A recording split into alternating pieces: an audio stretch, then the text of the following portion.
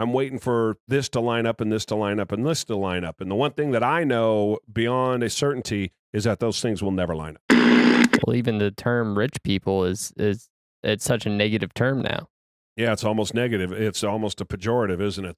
That rich people. Yeah, people who went out there and made something happen. And everybody needs to understand you work for rich people. Isn't it funny, Billy? The same people who bitch about rich people will buy shit from Amazon. Damn it. I just cussed again. God. Just feed it into the corporate giant. Yeah. They own an Apple phone. Yeah. Right? Yep. They got Comcast internet. All the people who bitch about all of those are super rich. And then they go to work and they have the house that they live in and the car that they drive, and they go to work all day, not understanding that the rich guy that they bitch about is the guy that buys him his house and his car. Yep. And so that approach, and that's well said. I'm glad you said that, because that's what I'm talking about.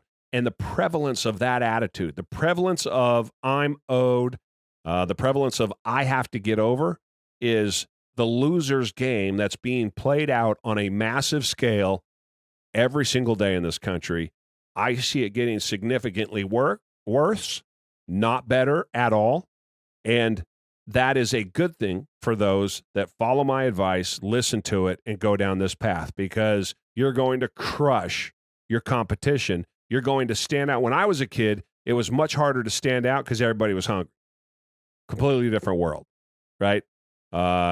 Poverty coming into the 70s was something like, I want to say that we eradicated poverty. If it was 70% of whatever the number is, it's like down to 10%. So in the 70s, when I was a kid, poverty was everywhere. Legit people were starving. Legit there wasn't enough food. And now that's completely flipped on its head. It's the largest exchange of money, if you will, from poor to rich relative to where you started from, in the history of the world. And so you, Billy, can't comprehend the world that I grew up in. Doesn't seem possible, because here's a person who's alive, working right in front of me, talking about how bad it was and how different it was. And that's reality. And so in that reality, people worked more. People worked harder. There was more competition. There was more competition for the jobs, certainly. The economy was half the size of what it is today, but there weren't half as many people. So, and then we had all kinds of nightmares with money and interest rates and gas and, all of those debacles that had to be worked through. Mm-hmm. My point is that there was more competition when I was a kid, which made you have to be hungrier in order to survive, even at a minimal level. Today, it's not like that. So when I get an employee in, I know within the first week, I'm like, man, this dude's hardcore. This guy, there we go. That's the kind of guy we're looking for. I know that in the first couple of days, certainly within the first week.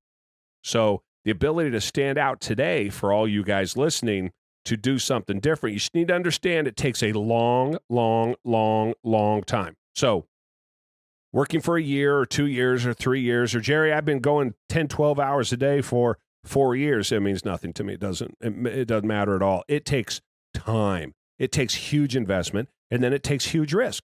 So have you picked up and moved across country because you don't like, or your fortunes are not doing what you want them to do wherever you're living? Well, I'm waiting for, and this was another conversation I had, I'm waiting for this to line up and this to line up and this to line up. And the one thing that I know beyond a certainty is that those things will never line up. So it's never a good time to go start a business. And you can have your wish list of stuff. And if you listen to some of these online morons that talk about how to, I shouldn't say morons, they're smart guys, but these online people who don't have that practical experience, who tell you to save this and save that and do that. Nope. Grab a credit card. Grab as many credit cards as you can. Come up with a good idea. Work your ass off. Risk it all and see if you can make it happen. And then when you fail, figure out why you failed, turn around, start it up, do it all over again. That's how you find success. So that was a direct, that came directly from a text exchange that I had earlier today, that I wrote that note down, and I wanted to remind everybody that mindset is the loser mindset. There is no, you will find no successful people that think like that. we all know, this is the other thing I love. When you're making excuses for why your buddies are rich, that in somehow alleviates you of any responsibility for you not being successful, that's how you know you're not thinking correct way. Because the thing I love is, oh, his dad's rich. You know, the guy I know, well, his dad had money. Okay, let's do the math. It's something like 85% of all of the people that are billionaires are self-made. 85%, right? I come from the streets. So me, myself, and I, from nothing. I know a couple of people who inherited their business. The business was on the ropes when they inherited it, and 25 years later, they're still in business. So I do know people who had a hand up, if you will. But the majority of people that I know, the majority of the business owners that I know started from scratch.